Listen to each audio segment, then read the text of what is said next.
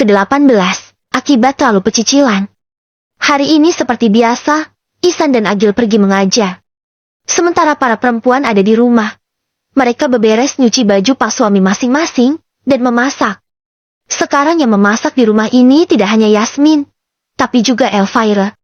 Karena ia juga ingin memasak untuk suaminya, Elvira mulai belajar membuka hatinya untuk Agil. Karena Ihsan juga sudah mulai mencintai Yasmin, Elvira sudah tidak berharap apapun lagi pada Ihsan. Ia mulai menata hidupnya kembali, setelah kehancuran yang disebabkan oleh kehadiran Yasmin malam itu.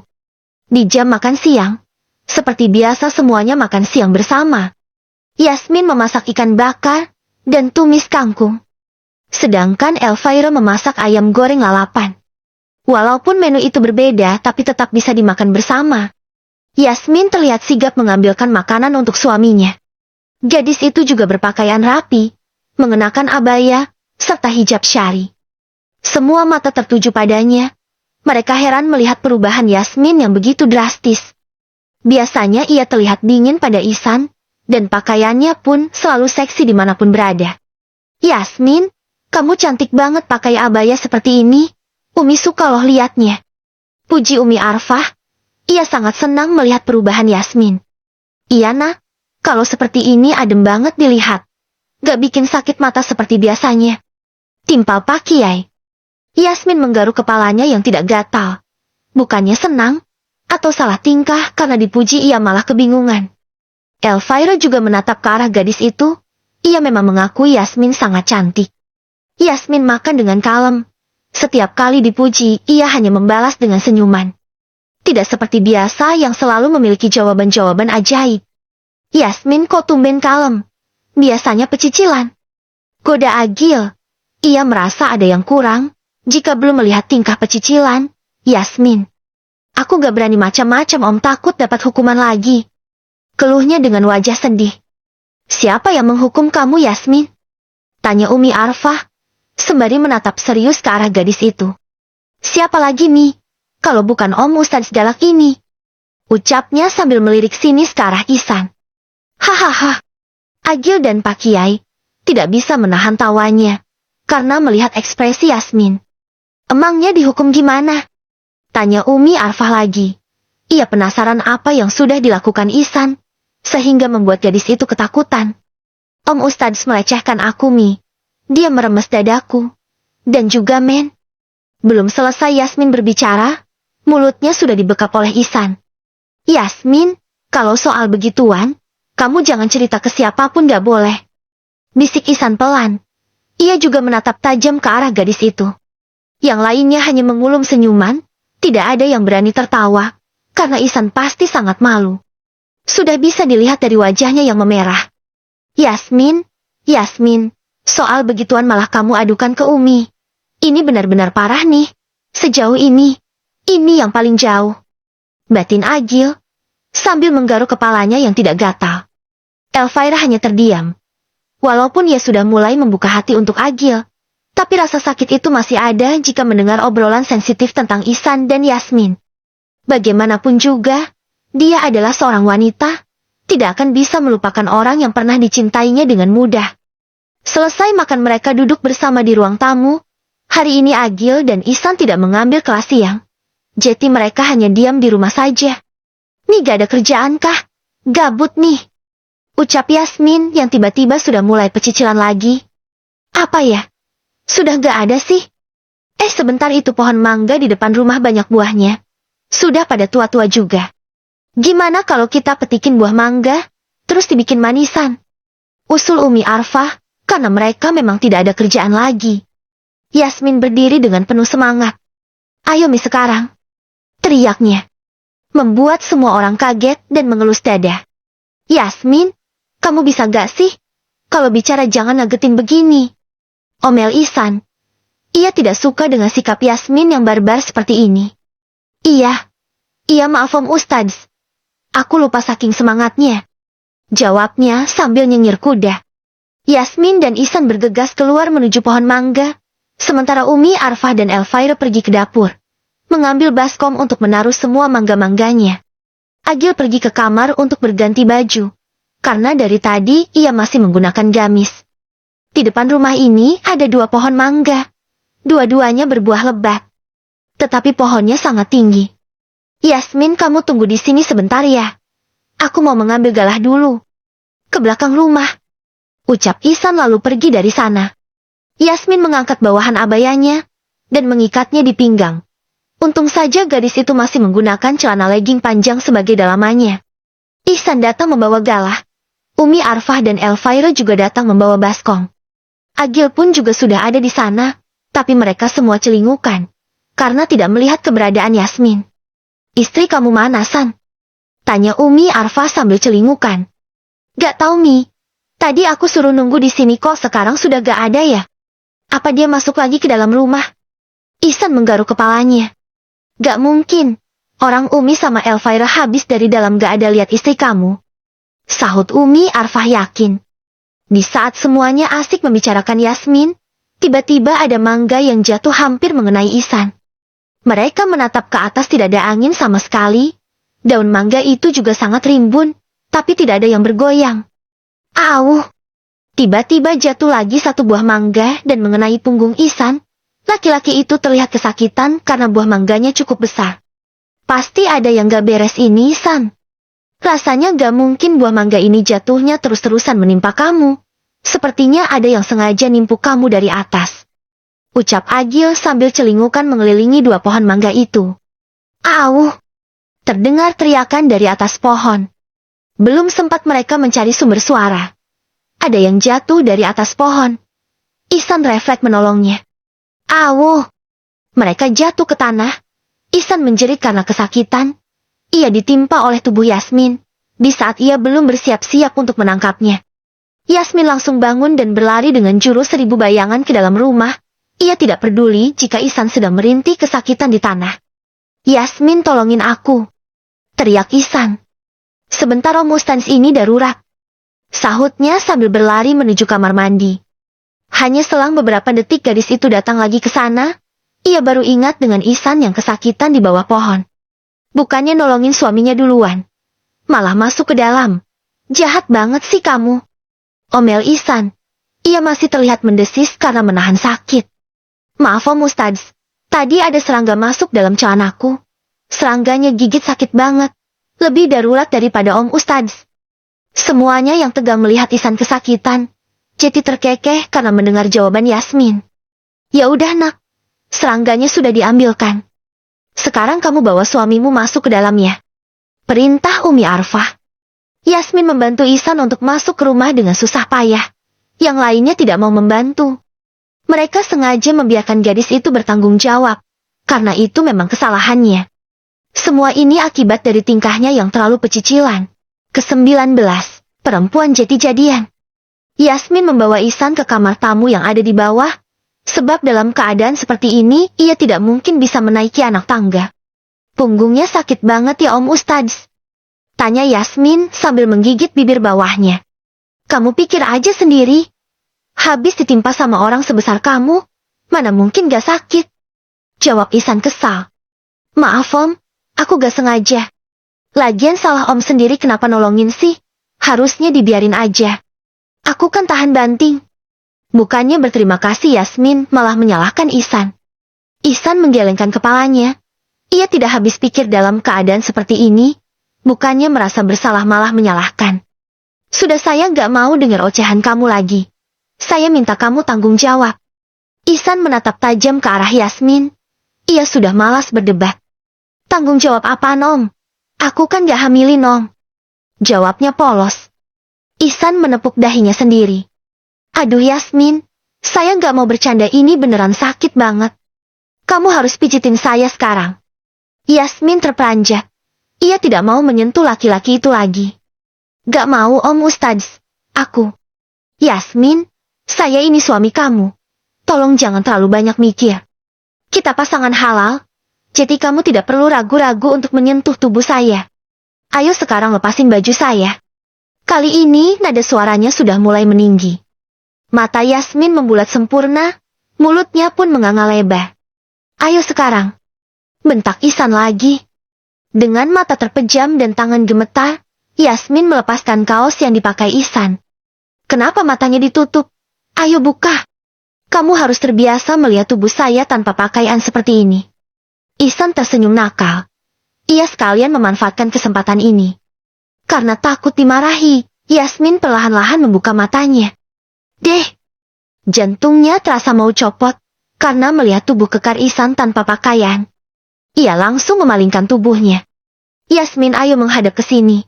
Kenapa kamu tidak mau melihat tubuh saya? Kamu takut jatuh cinta sama saya? Goda Ihsan lagi. Maaf Om Ustadz. Sepertinya aku sakit jantung deh. Ini jantungku jedak-jeduk. Sahutnya serius. Hahaha. Ihsan tidak bisa menahan tawanya. Ternyata gadis yang sedingin kutub utara itu juga bisa merasakan grogi. Om Ustadz kok ketawa sih? Gimana kalau aku mati gara-gara serangan jantung? Emangnya Om Ustadz mau tanggung jawab? Deh! Hati Ihsan terasa sakit dan rasanya ia tidak mampu mendengar kata-kata itu keluar dari mulut istrinya. Walaupun Yasmin sering membuatnya pusing, kesal, bahkan kena mental, tapi Ihsan tidak sanggup jika harus kehilangan istrinya. Baru beberapa hari Yasmin menjadi istrinya.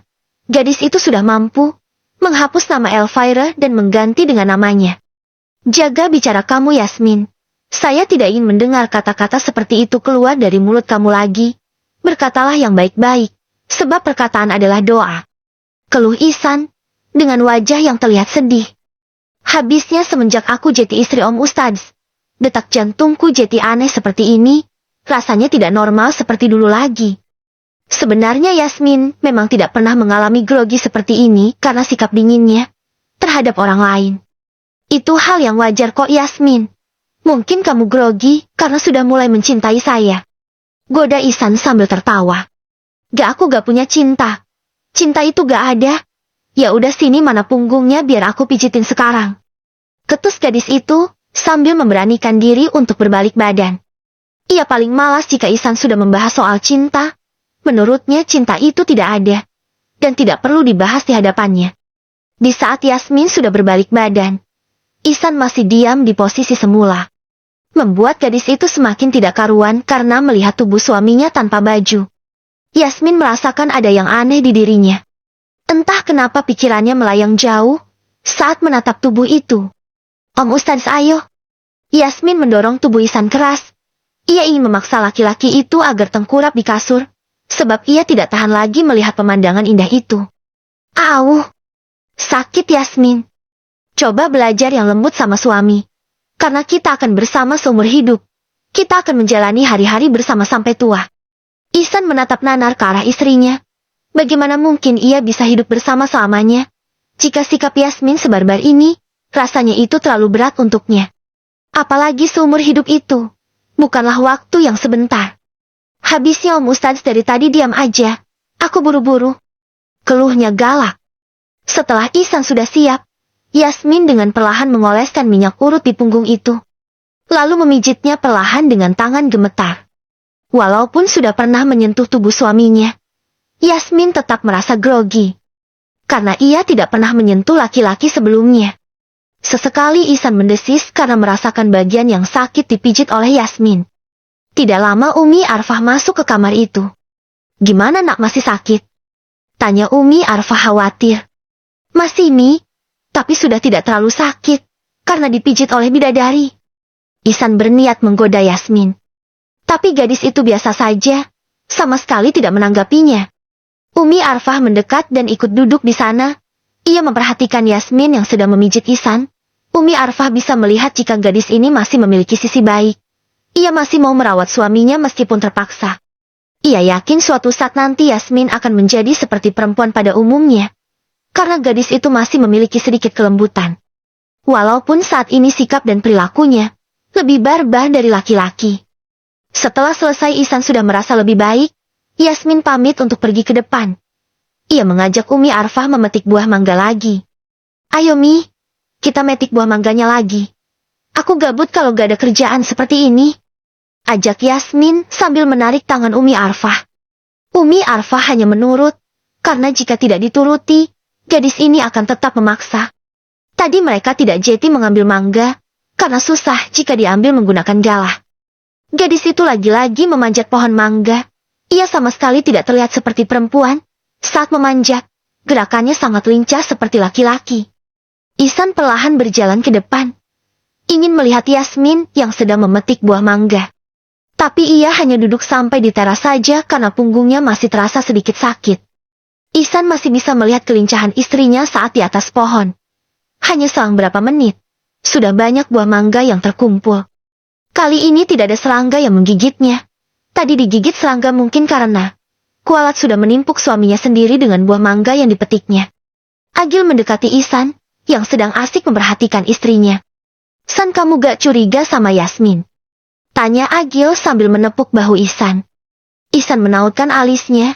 Ia tidak paham dengan pertanyaan Agil. "Maksudnya curiga gimana, Mas?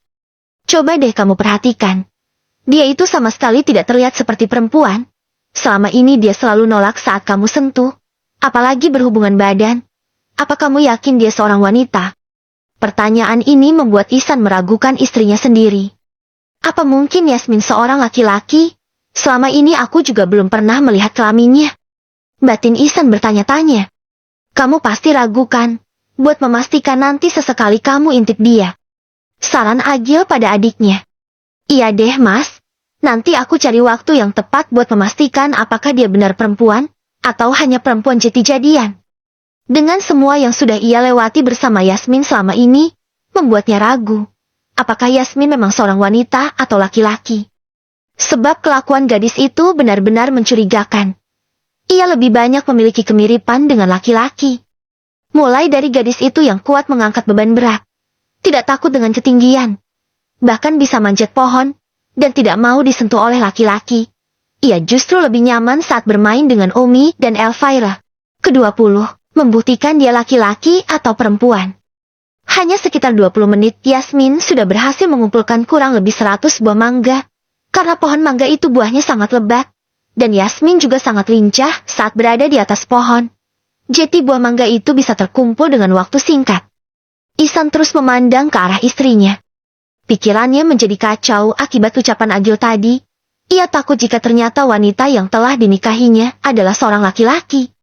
Yang membuatnya semakin kacau adalah perasaan cinta dan sayangnya pada gadis itu. Bagaimana jika ternyata dia adalah seorang laki-laki? Apakah aku bisa melupakannya? Sebab hatiku sudah digenggam olehnya. Dia sudah berhasil membuat aku mencintainya. Gumam Ihsan dalam hati. Yasmin sudah turun dari pohon mangga. Umi Arfah dan Elvira juga sudah membawa semua mangga itu ke dapur. Yasmin mendekati Ihsan dan beberapa kali memanggilnya. "Om Ustadz," panggil Yasmin. Tetapi Ihsan hanya diam. "Om Ustadz, ngelamunin apaan sih?" tanya Yasmin lagi. Tetapi laki-laki itu tidak bergeming sedikit pun. Ia tetap asik terbawa lamunannya. Yasmin yang sudah gemas pun mengambil selang air yang ada di depan rumah itu. Biasanya selang itu digunakan untuk mencuci motor atau menyiram tanaman. "Om Ustadz," teriaknya lagi, melihat Ihsan yang masih tidak bergeming. Ia langsung menyalakan keran air itu dan mengarahkannya ke wajah Ihsan. Laki-laki yang sedang melamun itu pun kaget. Ia hampir terjatuh dari kursi yang didudukinya. Gadis itu menyiramnya tanpa memberi ampun, hingga Ihsan basah kuyup. Ia menyiram sambil tertawa cekikikan. "Astagfirullah, Yasmin. Kenapa kamu siram saya?" bentak Ihsan dengan nada tinggi. Wajahnya yang basah itu pun terlihat memerah. Yasmin yang dibentak malah tertawa sambil memegangi perutnya. Ihsan masuk ke dalam rumah membawa hatinya yang kesal dan marah. Ia langsung pergi ke kamar berganti baju. Laki-laki itu benar-benar tidak bisa fokus, maka dari itu ia lebih memilih untuk menghindari Yasmin. Aneh banget sih, malah masuk ke dalam.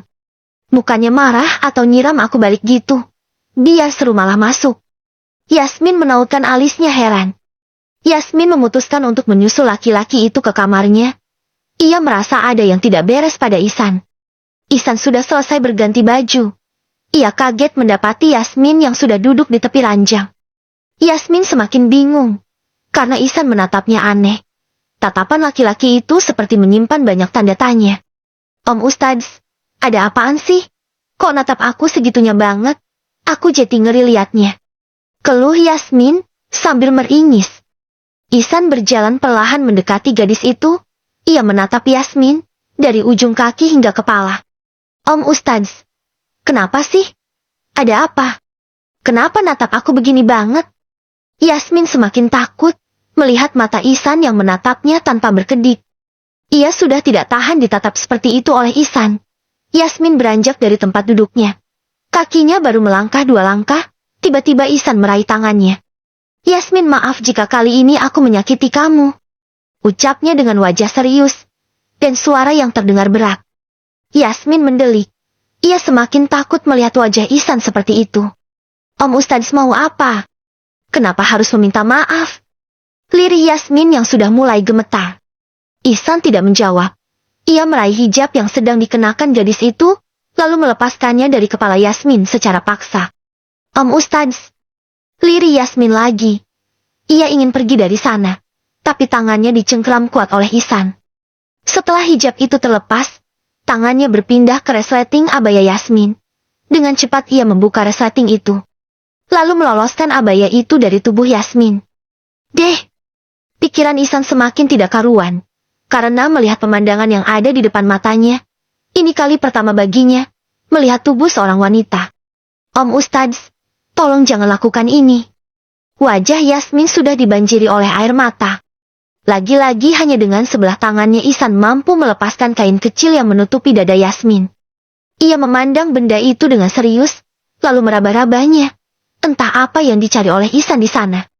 Mungkin ia ingin memastikan, apakah itu asli ciptaan Tuhan, atau hanya buatan manusia. Laki-laki itu seperti sedang dirasuki oleh setan.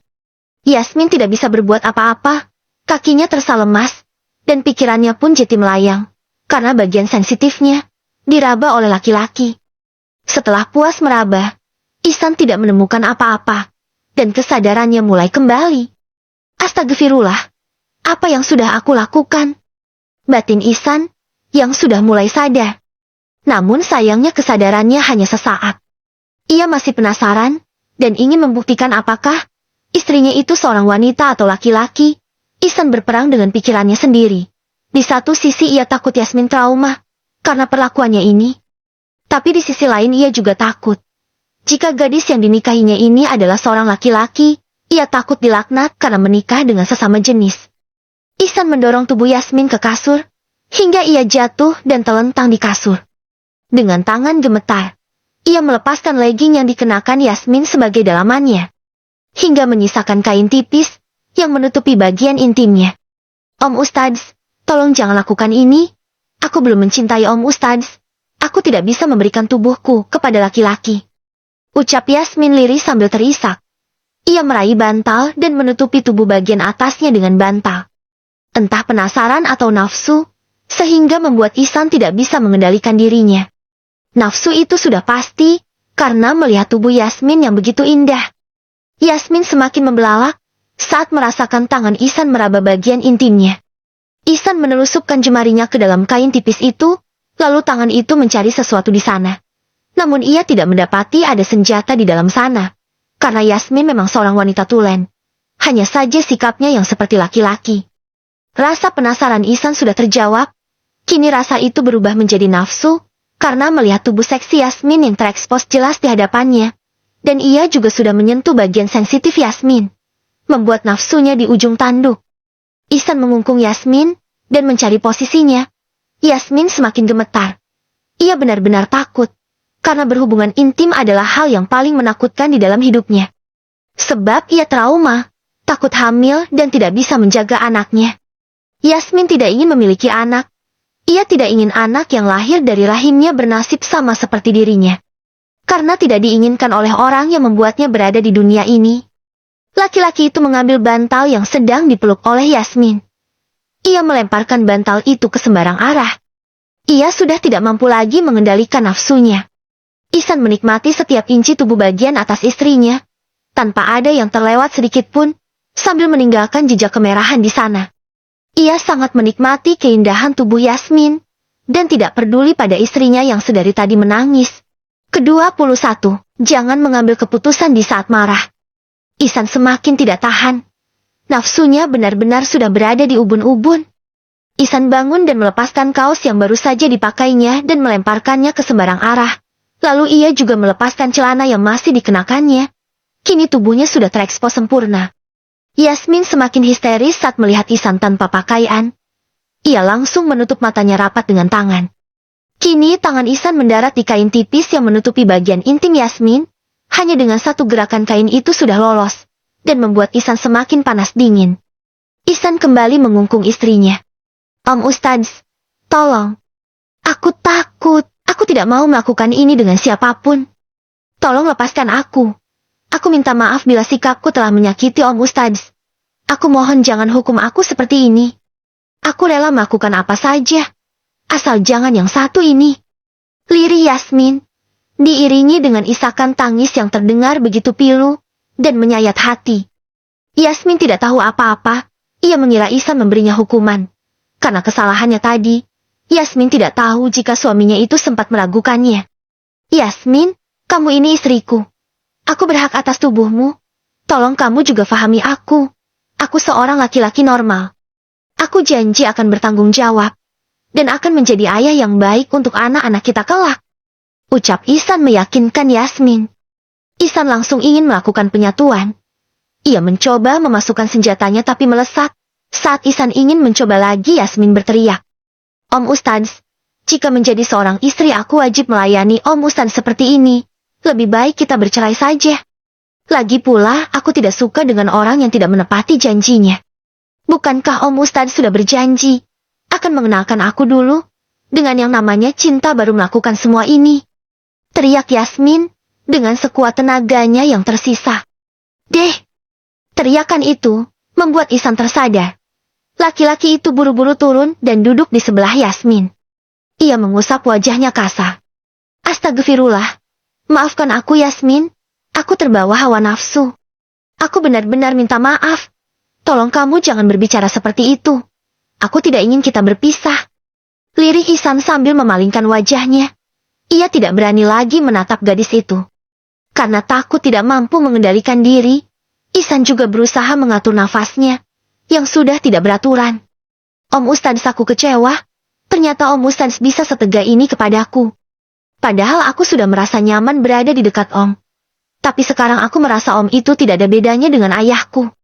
Sama-sama kejam, dan tidak memikirkan perasaan orang lain. Ucap Yasmin, sambil bangun, dan menutupi tubuhnya dengan selimut. Ihsan meremas spray yang ada di sana sangat kuat. Sekali lagi aku minta maaf Yasmin. Silahkan kamu hukum aku, atau kamu maki-maki aku hingga kamu puas. Tapi tolong jangan tinggalkan aku. Ihsan benar-benar takut kehilangan Yasmin. Membayangkannya saja ia tidak sanggup. Yasmin tidak menjawab lagi. Gadis itu hanya diam sambil meringkuk di dalam selimut. Tiba-tiba terdengar azan asyar berkumandang. Ihsan beranjak dari sana, ia pergi ke kamar mandi, lalu menyalakan shower sangat deras, dan membiarkan air itu membasahi tubuhnya. Ia ingin mendinginkan tubuhnya yang memanas, karena dikuasai hawa nafsu. Setelah beberapa saat, Ihsan sudah merasa lebih baik. Ia sudah bisa mengendalikan dirinya. Ia keluar dari kamar mandi, dan bersiap-siap untuk pergi ke masjid. Ihsan tidak berani melirik, apalagi memandang ke arah Yasmin. Karena takut nafsunya akan bangkit lagi, saat melihat tubuh Yasmin. Ceklek! Yasmin mendengar pintu kamar itu ditutup dari luar. Ia buru-buru berlari ke kamar mandi, dan menyalakan shower, sama seperti Ihsan tadi. Tapi Yasmin membasahi tubuhnya bukan untuk meredam nafsunya, tetapi ia ingin membasuh seluruh tubuhnya. Karena merasa jijik, ia jijik dengan tubuhnya yang sudah dijamah oleh Ihsan. Yasmin beberapa kali menggosok tubuhnya menggunakan sabun. Ia semakin jijik saat melihat banyak jejak kemerahan yang ditinggalkan oleh Ihsan. Huhuhuhu. Om Ustadz, kenapa kamu sejahat ini? Kenapa kamu tega melakukan ini terhadapku? Bukankah kamu sudah tahu? Aku tidak mau melakukan hal menjijikan ini dengan siapapun. Walaupun kamu sudah menjadi suamiku, aku tetap jijik. Aku jijik karena dengan cara seperti inilah dulu aku terlahir ke dunia. Tapi aku yang terlahir tanpa meminta malah disalahkan. Aku jijik dengan perbuatan seperti ini. Teriak Yasmin sangat kencang. Ia beberapa kali menjambak rambutnya sendiri. Gadis itu seperti frustasi, merasa jijik dengan tubuhnya sendiri. Setelah puas menangis, dan sudah selesai mandi, Yasmin keluar dari kamar mandi. Ia langsung mengenakan pakaian syari lagi. Gadis itu Jeti tidak berani menggunakan pakaian terbuka lagi walaupun ia hanya akan berdiam di kamar. Ihsan tidak pulang ke rumah sejak pergi ke masjid tadi. Dan setelah sholat Isya ia baru memutuskan untuk pulang ke rumah. Sesampainya di rumah, Ihsan langsung menuju dapur. Karena biasanya, di jam segini mereka makan malam bersama. Ia terlihat celingukan karena mencari keberadaan Yasmin. Di sana hanya ada Umi Arfah, Elvira, Agil dan Pak Kiai, yang juga baru datang dari masjid. "Kamu cari apa, nak?" tanya Umi Arfah karena melihat Ihsan seperti sedang mencari sesuatu. "Yasmin gak ada di sini, Emtei," tanya Ihsan. "Gak ada, nak. Dari tadi istri kamu tidak ada ke dapur. Ini yang masak tadi Umi sama Elvira. Istri kamu gak ada ke dapur sama sekali." Jelas Umi Arfah, ia juga merasa heran. Biasanya gadis itu sangat senang memasak dan suka gabut jika tidak ada pekerjaan. "Oh gitu ya, Mi." Ihsan mengambil 2 piring makanan dan 2 gelas air putih, lalu diletakkannya di nampan. "Itu mau dibawa kemana makanannya, nak?" tanya Umi Arfah lagi. Mereka semua menatap heran ke arah Ihsan. Wajah laki-laki itu juga terlihat berbeda. Ia seperti sedang gelisah. "Mau aku bawa ke atas, Mi? Aku mau makan bersama Yasmin," jawab Ihsan sambil menunduk. "Kenapa gak makan di sini saja sama-sama? Apa kalian sedang ada masalah?" Kini Pak Kiai yang angkat bicara. Ia mencium aroma pertengkaran di rumah tangga Ihsan. Karena sikap Yasmin dan Ihsan benar-benar aneh, tidak seperti biasanya. "Maaf, Bah. Aku tidak bisa menceritakan masalah ini. Mohon doanya saja ya, Bah. Mi, semoga rumah tanggaku dan Yasmin baik-baik saja," lirihnya. "Deh." Semuanya kaget. Tadi siang Ihsan dan Yasmin terlihat baik-baik saja. Tetapi malam ini Ihsan malah berbicara seperti itu. "Ihsan, Abah tidak meminta kamu menceritakan masalah rumah tanggamu pada kami. Abah hanya meminta, apapun masalah yang terjadi di antara kamu dan Yasmin, tolong kalian hadapi dengan kepala dingin. Dan tolong jangan mengambil keputusan dalam keadaan marah ataupun emosi. Sebab keputusan yang diambil dalam keadaan emosi itu, karena hasutan syaitan. Dan nanti setelah kalian tidak emosi lagi baru akan timbul rasa penyesalan." Nasihat Pak Kiai. Ia seolah-olah tahu apa yang terjadi di antara Ihsan dan Yasmin saat ini. Ke-22, hilang rasa malu. Ihsan mengangguk paham dengan ucapan Pak Kiai. Sebenarnya ia juga tahu akan hal itu, sebab ia juga seorang ustadz. Hanya saja terkadang ia sulit untuk mengendalikan diri. Karena yang dihadapinya adalah gadis barbar seperti Yasmin. Ihsan sudah selesai mengambil makanannya. Ia pamit untuk pergi ke atas. Baru saja ia berbalik badan dan ingin melangkah, terdengar suara kaki yang sedang menuruni tangga. Tidak hanya itu. Terdengar juga seperti koper yang sedang diseret menuruni tangga. Bunyinya sangat nyaring terdengar hingga ke dapur. Ihsan meletakkan kembali nampan yang sudah berisi 2 piring makanan itu ke atas meja. Lalu ia berjalan cepat menuju tangga. Deh! Jantung Ihsan hampir saja melompat saat melihat Yasmin menuruni tangga sambil menyeret kopernya. Gadis itu juga kembali menggunakan pakaiannya seperti semula. Ia tidak lagi mengenakan abaya serta hijab. Yasmin mengenakan hot pants berbahan jeans warna merah merun, serta kaos ketat berwarna putih yang hanya sebatas pusat, membuat banyak bagian tubuhnya terekspos. "Astagfirullah, Yasmin, kamu mau kemana?" Kau tegur Ihsan. Gadis itu tidak menjawab. Ia terus menyeret kopernya hingga sampai ke bawah. Ihsan meraih tangan Yasmin dan memegangnya erat. "Yasmin, kamu tidak boleh pergi seperti ini. Kita harus bicara." Gadis itu membuang muka. Ia enggan menatap wajah Ihsan. "Yasmin, aku sadar. Aku salah, aku minta maaf. Kita masih bisa memperbaiki semuanya. Tolong kamu jangan seperti ini," ucap Ihsan lagi. Yasmin menggelengkan kepala. "Maaf Om Ustadz bilang. Maaf. Aku sudah tidak bisa memaafkannya lagi. Om Ustadz sudah sangat keterlaluan. Kamu telah menodai aku. Aku kecewa. Ini terlalu sakit melebihi penderitaanku selama ini. Kamu telah merusak kepercayaanku. Aku tidak bisa hidup dengan orang yang tidak bisa menepati janjinya," bentak Yasmin. Semua yang ada di dapur pun dapat mendengarnya. "Astagfirullahaladzim. Ada apa ini?" ucap Pak Kiai yang sedang makan. "Umi juga gak tahu, Bah. Sepertinya ini masalah serius." Sahut Umi Arfah yang mulai gelisah. Mi, sepertinya kita harus menengahi mereka. Sebab jika kita biarkan, masalahnya bisa semakin panjang. Ucap Pak Kiai, lalu berdiri dari tempat duduknya, dan berjalan menuju sumber suara. Umi Arfah pun juga ikut berdiri dan berjalan di belakang Pak Kiai. Yasmin, aku suami kamu. Tidak ada istilah-istilah menodai. Kamu halal untuk aku. Aku juga hanya manusia biasa yang mempunyai nafsu. Ucap Ihsan memelas. Tapi Om sudah berjanji tidak akan melakukan semua itu sebelum berhasil membuktikan jika cinta itu memang ada. Kenapa Om Ustadz melakukan itu sebelum berhasil membuktikannya? Yasmin, sekali lagi aku minta maaf. Aku tidak bermaksud seperti itu. Tadi aku hanya kehilangan kendali, sebab aku sudah mencintaimu. Sangat berat untuk aku menahan semua itu di saat sedang bersamamu. Kali ini Ihsan sudah terisak. Ia benar-benar takut dengan marahnya Yasmin.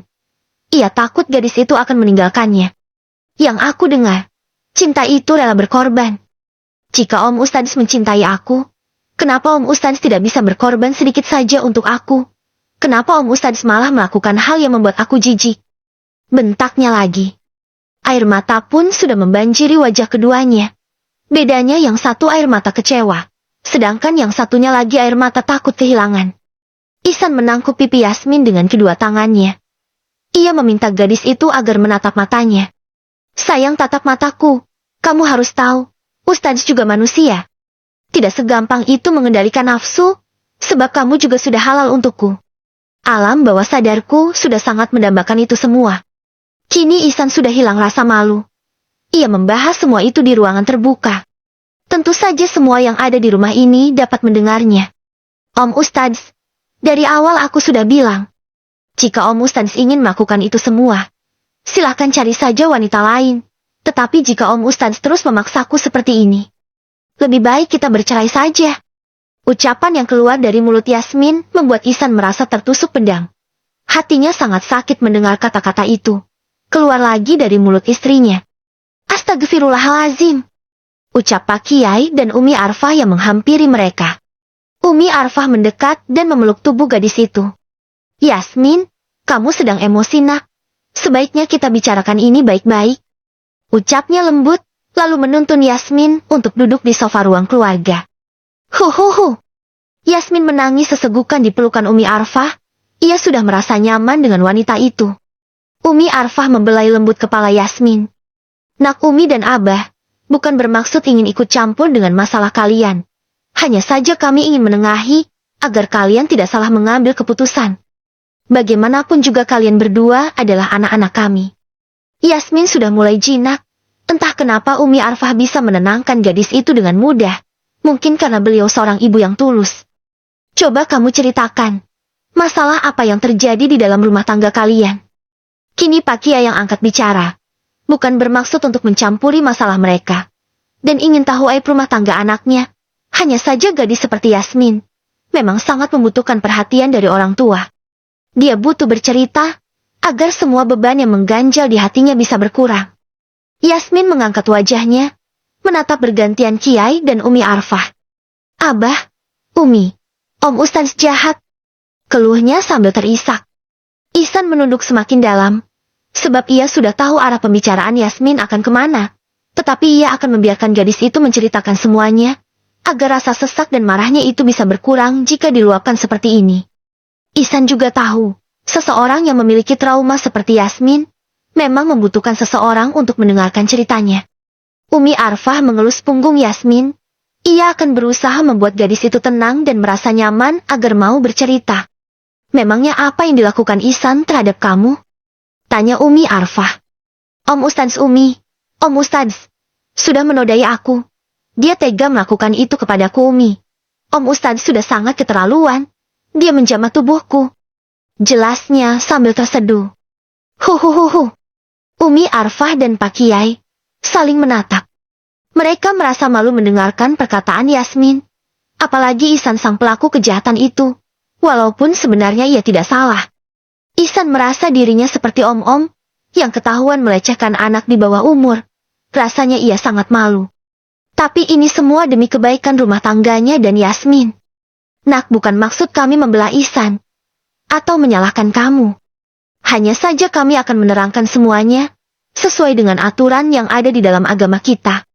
Jadi begini Yasmin, kamu dan Ihsan sudah menikah. Kalian halal untuk bersentuhan, berpegangan tangan, atau yang lebih dari itu juga boleh. Sebagai seorang istri, kamu wajib melayani suami kamu jika dia menginginkannya. Dan kamu tidak boleh menolaknya. Karena perempuan yang menolak memberikan hak suami akan mendapatkan dosa besar. Oleh karena itu, kamu sebagai seorang istri harus ikhlas jika Ihsan meminta itu terhadap dirimu. Jelas Pak Kiai. Ke-23, tinggal di asrama pondok. Yasmin menggeleng, ia tidak bisa menerima penjelasan Pak Kiai. Enggak bah, untuk yang satu itu aku tidak bisa. Aku tidak mau punya anak. Orang seperti aku tidak akan bisa menjadi ibu yang baik. Aku tidak ingin ada Yasmin yang lain, yang menderita karena tidak diinginkan oleh orang tuanya. Bantah Yasmin. Ihsan meraih tangan Yasmin dan menggenggamnya. Yasmin, aku yakin kamu pasti bisa menjadi orang tua yang baik. Aku sebagai suami kamu, pasti akan membantu kamu mengurus anak-anak kita nanti. Aku akan mendidik mereka, serta mengajarkan ilmu agama, agar mereka menjadi anak-anak yang soleh dan solehah. Ucap Ihsan yang masih berusaha meyakinkan Yasmin. Aku tetap gak bisa Om Ustadz. Aku jijik dengan perbuatan itu. Sebab dulu aku juga terlahir, karena orang tuaku yang melakukan semua itu. Tetapi mereka menyalahkan aku, karena aku hadir di dalam rumah tangga mereka yang tanpa cinta. Aku tidak ingin melakukan kesalahan yang sama, dan membuat seorang anak yang tidak berdosa harus menanggung penderitaan seberat itu. Sebab cinta itu memang tidak pernah ada di dunia ini. Ihsan menghela nafas, ia baru menyadari ternyata Yasmin trauma. Dengan perbuatan itu, trauma karena tidak diinginkan oleh orang tuanya. Dan ia juga masih tidak mempercayai adanya cinta. Yasmin, kamu hanya trauma saja. Aku yakin jika kamu sudah mengenal cinta, rasa trauma itu pasti akan hilang, dan kamu pasti bisa menjadi istriku seutuhnya. Ucap Ihsan yakin. Tetapi Yasmin tidak menyadari traumanya. Ia yakin sampai kapanpun pendiriannya tidak akan berubah. Maaf Om Ustadz, kita sudah menikah selama beberapa hari. Tetapi aku tetap tidak mengenal dengan yang namanya cinta. Ada yang bilang, cinta itu akan tumbuh seiring berjalannya waktu, dan terbiasa bersama. Akan tetapi, kenapa dia tidak hadir di antara kita? Padahal kita selalu bersama, mulai dari makan bersama, tidur bersama, bahkan beribadah pun bersama. Sekarang aku semakin yakin, cinta itu memang tidak pernah ada. Cinta itu hanyalah omong kosong belaka. Jelas Yasmin sangat yakin. Padahal cinta itu perlahan-lahan sudah mulai tumbuh di hatinya. Hanya saja Yasmin yang tidak pernah jatuh cinta itu tidak menyadari akan kehadirannya. Sayang, tolong kamu beri aku waktu untuk membuktikan bahwa cinta itu memang ada. Beri aku kesempatan sekali lagi. Aku saja sudah bisa mencintaimu. Tentu kamu juga akan mencintaiku suatu hari nanti. Wajah Ihsan terlihat memelas. Entah apa yang sudah dilakukan Yasmin, sehingga membuatnya sangat takut ditinggalkan seperti ini. Pak Kiai dan Umi Arfah pun menjadi kasihan pada Ihsan. Bagaimanapun juga Ihsan adalah anak mereka. Sebagai orang tua tentu mereka tidak ingin melihat anaknya bersedih. Nak, benar kata suami kamu. Kalian kan baru saja menikah beberapa hari. Kamu beri dia kesempatan sekali lagi. Mungkin nanti selang 1 bulan 2 bulan. Atau bahkan 1 tahun. Cinta itu pasti akan hadir di tengah-tengah kalian. Bujuk Umi Arfah. Tapi Mi, aku gak mau lagi lihat wajah Om Ustadz. Aku takut lihat wajah mesumnya tadi. Aku jijik. Aku sebami. Lengek Yasmin lagi. Deh. Ihsan menundukkan wajahnya kembali. Ia semakin malu. Kala mendengar Yasmin menyebut tidak sanggup melihat wajah mesumnya. Pernyataan Yasmin itu memang sangat konyol. Ia malu sampai ke ubun-ubun pada orang tuanya. Yasmin, kalau kamu tidak mau melihat wajah suamimu, untuk sementara biar Ihsan tidur di kamar tamu dulu. Tapi kamu tolong jangan pergi dari rumah ini ya. Umi Arfah dan Pak Kiai berusaha menahan Yasmin agar tetap tinggal di rumah itu, sebab jika dilepaskan begitu saja, gadis itu bisa kembali seperti dulu lagi. Jika tidak ada yang mengendalikannya, sudah pasti ia akan bermabok-mabokan, serta ke klub malam seperti biasanya. Bagaimanapun juga, saat ini Yasmin sudah menjadi bagian dari keluarga mereka. Umi Arfah dan Pak Kiai tidak ingin anak yang sudah mulai berubah itu menjadi seperti dulu lagi, saat ia belum mengenal Ihsan. Aku tetap gak bisa, Mi. Aku gak mau tinggal serumah sama Om Ustadz. Aku gak mau ketemu dia setiap saat. Ihsan mengusap wajahnya, dan mengatur nafas.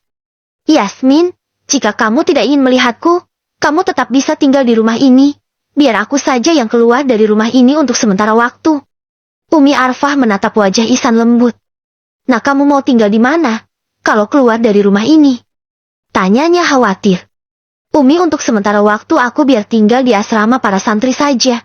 Agar Yasmin merasa nyaman tinggal di rumah ini. Ihsan sudah sangat yakin dengan keputusannya. Ia berpikir lebih baik dirinya lah yang keluar dari rumah ini, daripada harus melepaskan Yasmin. Lagi pula jika Yasmin dibiarkan menenangkan diri di luar, belum tentu gadis itu akan kembali lagi ke rumah ini, apalagi jika gadis itu bergaul lagi dengan teman-teman lamanya, sudah pasti ia tidak akan mau tinggal di lingkungan pondok yang penuh aturan lagi. Sementara Ihsan tidak sanggup jika itu benar-benar terjadi, sebab ia sudah terlanjur mencintai istrinya. Tapi ini rumahnya Om Ustadz. Seharusnya aku yang pergi. Sebenarnya Yasmin mempunyai kesadaran diri yang tinggi, seperti saat ini ia menyadari ini bukan rumahnya, dan ia tidak berhak membuat penghuni rumah itu keluar. Gak apa-apa Yasmin, anggap saja ini pengorbananku untuk kamu, sebagai bukti cintaku untuk kamu. Lirih Ihsan. Lalu ia berdiri, mengambil koper Yasmin, dan membawanya lagi naik ke atas. Setelah beberapa saat, Ihsan turun membawa sebuah koper kecil, yang berisi barang-barangnya. Ia benar-benar ingin pindah dari rumah ini, tetapi hanya untuk sementara. Mi, Bah, aku pamit ya. Mulai malam ini aku akan tidur di pondok. Ucap Ihsan sambil menyalami kedua orang tuanya. Entah kenapa ada rasa sakit di hati Yasmin saat melihat Ihsan berpamitan. Selesai menyalami kedua orang tuanya, Ihsan pun menatap Yasmin. Yasmin, aku pamit ya. Kalau nanti kamu sudah tidak marah lagi, kamu bisa temuin aku di pondok. Ucapnya sambil tersenyum. Lalu mengucapkan salam, dan melangkah keluar dari rumah itu. Yasmin terus menatapnya, hingga punggung Ihsan tidak terlihat lagi. Kenapa perasaanku jadi tidak enak seperti ini? Bukankah aku memang menginginkan dia pergi dari hidupku? Batin Yasmin sambil memegangi dadanya. Sebab dada itu terasa sangat sesak. Ihsan benar-benar berjalan menuju asrama. Karena di sana memang masih ada beberapa asrama yang kosong, dan asrama yang kosong itu memang dikhususkan untuk para pengajar yang ingin tinggal di sana. Ihsan mengambil kunci kamar itu kepada pengurus asrama, lalu ia masuk ke salah satu kamar yang ada di sana. Kini ia merasa kembali menjadi anak pondok lagi seperti dulu. Ia hanya tidur di sebuah asrama kecil, beralaskan kasur lantai, dan kamar mandinya pun tidak lagi di dalam kamar. Ihsan rela melakukan semua itu demi Yasmin, istri yang sudah tidak ingin lagi melihat wajahnya. Ke-24, menjemput takdir masing-masing. Ihsan merebahkan tubuhnya di kasur tipis itu, dan membantali kepalanya dengan tangan. Ia menatap plafon asrama yang berwarna putih, sambil tersenyum. Yasmin, entah apa yang sudah kamu berikan kepadaku, sehingga membuat diriku seperti ini. Kamu sudah berhasil menggenggam hatiku. Aku tidak sanggup bila harus kehilanganmu. Aku tidak menyangka kamu sehebat ini, bisa dengan mudahnya menghapuskan nama Elvira, dan menggantikan dengan namamu di hatiku. Awalnya, aku mengira kamu tidak akan bisa membuat aku menyukaimu, apalagi mencintaimu seperti ini. Kamu sama sekali bukan tipe istri idamanku, tetapi kamu mampu mengambil hatiku dengan sikap barbarmu. Aku yakin kemarahanmu hanya sesaat. Suatu hari nanti kamu pasti akan datang kepadaku dan memintaku untuk kembali mengisi hari-hari bersamamu lagi. Gumamnya sambil tersenyum. Ihsan merasa dirinya terlalu konyol karena bisa mencintai Yasmin dengan semudah itu. Laki-laki itu memang sudah sangat mencintai istrinya, sampai rela keluar dari rumah agar wanita yang dicintainya merasa nyaman. Ini pengorbanan pertama Ihsan untuk seorang wanita. Dan hebatnya, wanita yang mampu membuatnya berkorban adalah gadis barbar seperti Yasmin. Setelah kepergian Ihsan, Yasmin berlari ke kamar. Ia tidak mengerti dengan perasaannya sendiri. Dadanya terasa begitu sesak dan perih kala melihat laki-laki itu benar-benar pergi meninggalkannya. Di dalam kamar, ia duduk di kasur dan memeluk bantal yang biasa digunakan oleh Ihsan. Ia mencari aroma tubuh Ihsan yang masih tertinggal di bantal itu. Entah kenapa Yasmin seperti sedang merindukan aroma tubuh Ihsan yang selalu harum saat berada di dekatnya. Di saat menatap ke nakas, di sana juga terletak foto pernikahan mereka. Di foto itu, terlihat Ihsan sedang menggendongnya. Mereka terlihat begitu mesra. Hati Yasmin semakin teriris kala memandang foto itu. Bayang-bayang saat mereka tidur bersama di kamar ini pun muncul silih berganti di kepala Yasmin. Ia teringat saat merawat Ihsan yang sedang sakit. Ia juga teringat saat suaminya itu mengajarinya untuk sholat, mengajarinya mengaji. Bahkan ia juga teringat pertengkaran-pertengkaran kecil mereka di kamar ini. Mereka memang sering bertengkar, karena ulah Yasmin. Tanpa disadari air mata menetes di sudut mata Yasmin. Aku kenapa? Apa yang sebenarnya terjadi pada diriku? Kenapa aku seperti ini? Kenapa aku seperti kehilangan separuh jiwaku? Kenapa hati ini begitu sakit saat melihatnya pergi? Ini bukan diriku. Yasmin tidak seperti ini. Yasmin tidak pernah takut kehilangan siapapun di dalam hidupnya. Yasmin tidak pernah takut ditinggalkan oleh siapapun. Ini sama sekali bukan diriku. Kenapa aku merasa seperti tidak mengenali diriku sendiri lagi? Kenapa aku selemah ini? Aku tidak pernah menangis ditinggalkan seseorang. Ini terlalu konyol untukku. Om Ustadz sudah berhasil membuatku kehilangan jati diri. Lirihnya sambil menangis. Di kamar sebelah, Elvira termenung syak mendengar perkataan Yasmin tadi. Yang ia tahu, malam itu Ihsan telah melecehkan gadis itu. Tapi pernyataan Yasmin tadi sangat bertolak belakang. Gadis itu seolah-olah masih suci dan belum ternoda oleh siapapun. Elvira tidak tahu apa yang sebenarnya terjadi. Ia bingung kenapa mereka bertengkar karena masalah ranjang. Padahal jika Yasmin sudah pernah dijamah oleh Ihsan di malam itu, tentu masalah seperti ini tidak akan terjadi. Gadis itu pasti bisa dengan mudah melayani suaminya. Kamu kenapa? Apa yang sedang kamu pikirkan? Tanya Agil memecah keheningan. Elvira menggeleng. Ia takut Agil marah jika tahu ia sedang memikirkan Ihsan. Elvira, aku tahu kamu pasti sedang memikirkan Ihsan dan Yasmin, bukan? Tebak Agil. Sebab ia dapat melihat wajah istrinya itu berubah semenjak mendengar teriakan Yasmin tadi. Elvira mengangguk. Ia tidak bisa menyembunyikan semua ini dari Agil. Iya mas, aku hanya bingung. Kenapa Yasmin berbicara seperti tadi? Seolah-olah dia wanita yang masih suci dan tidak rela disentuh oleh suaminya. Ucap Elvira gugup. Agil tersenyum menatap istrinya. Elvira, kamu pasti menduga Ihsan telah melecehkan Yasmin di malam itu. Itu semua tidak benar. Yasmin sudah menceritakan kejadian sebenarnya di malam itu. Bukan Ihsan pelakunya, tapi orang lain, dan Yasmin juga belum sempat dilecehkan oleh orang itu. Deh! Seketika dada Elvira terasa sesak. Ia merasa bersalah karena telah menuduh Ihsan. Apa? Bang Ihsan tidak bersalah? Lantas kenapa di malam itu Yasmin menuduhnya melecehkan dirinya? Di malam itu, Yasmin sedang mabuk berat. Ia tidak sadar saat menuduh Ihsan. Saat itu ia di bawah pengaruh alkohol.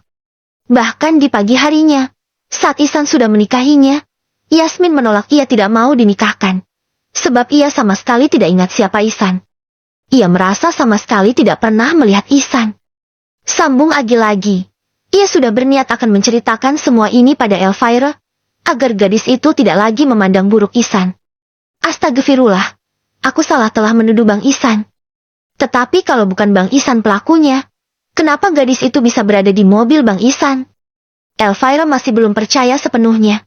Sebab keadaan Yasmin di malam itu benar-benar seperti seorang gadis yang habis dilecehkan. Malam itu, Yasmin sedang mabok di klub malam bersama teman kerjanya. Setelah kesadarannya mulai berkurang, laki-laki yang membawanya ke klub itu ingin menidurinya. Karena Yasmin memang tidak ingin melakukan semua itu, ia benci dengan perbuatan itu. Mungkin alam bawah sadarnya juga melindungi dirinya di saat ada yang ingin melakukan semua itu. Sehingga dia berusaha kabur dengan kesadaran yang tersisa mengenai rok yang sobek serta bercak darah. Itu hanya karena tersangkut paku di saat dia melewati gang sempit untuk menghindari kejahatan itu. Yasmin berlari tanpa tujuan hingga masuk ke dalam mobil Ihsan, dan saat Ihsan ingin memasuki mobilnya, Yasmin yang sudah hilang. Kesadaran itu pun berteriak seperti itu. Mungkin seperti yang aku jelaskan tadi. Itu semua refleks dari alam bawah sadarnya. Sehingga terjadilah fitnah keji di antara mereka berdua. Agil menjelaskan semuanya sesuai dengan yang ia tahu, tanpa dilebih-lebihkan. Sedari tadi Elvira membekap mulutnya sendiri. Ia merasa bersalah dan menyesal, karena lebih mempercayai orang lain dibandingkan calon suaminya sendiri. Tapi apalah dah, saat ini nasi sudah menjadi bubur. Mereka juga sama-sama sudah menjemput takdir masing-masing. Waktu tidak bisa diputar kembali. Yang tersisa hanya penyesalan yang menyesakan dada. Kenapa Elvira? Apa kamu menyesal setelah tahu kebenarannya? Tanya Agil lagi. Jujur aku sangat menyesal mas. Tapi aku sadar siapa diriku, siapa Bang Isan. Kami sudah menjemput takdir masing-masing. Aku sudah menjadi istrimu. Bang Isan pun telah menjadi suami Yasmin. Lirih Elvira. Baguslah kalau kamu menyadari semuanya. Lebih baik. Sekarang kamu berusaha untuk menjadi istri yang baik. Sebab penyesalan itu akan datang di belakang. Sindir Agil.